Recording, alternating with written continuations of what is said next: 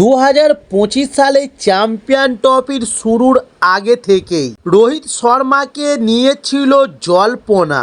চর্চা হচ্ছিল চ্যাম্পিয়ন ট্রফির পরই অবসর নিতে চলেছেন তিনি।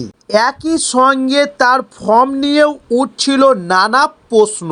তবে চ্যাম্পিয়ন ট্রফির প্রথম 4 ম্যাচে রোহিতের ব্যাট থেকে আসেনি বড় রান, যার ফলে সমালোচনার শিকার হচ্ছিল রোহিত। কিন্তু ফাইনালে ম্যাচ উইনার ইনিংস খেলেছেন ভারতীয় অধিনায়ক।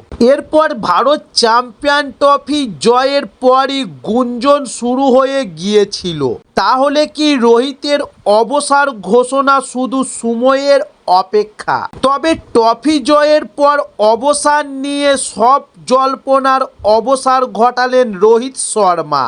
এক সাংবাদিক বৈঠকের শেষে রোহিত শর্মা বলেন, অবসর নিচ্ছেন না তিনি। তবে রোহিত বুঝিয়ে দিলেন, যেভাবে খেলছেন সেভাবে খেলা চালিয়ে যেতে চান তিনি।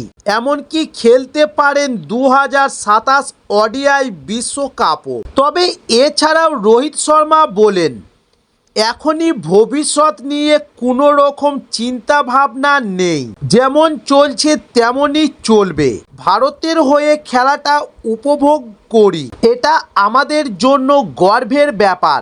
একসঙ্গে আগামী দিনে আরও আগ্রাসী ক্রিকেট খেলার কথাও বলেছেন রোহিত।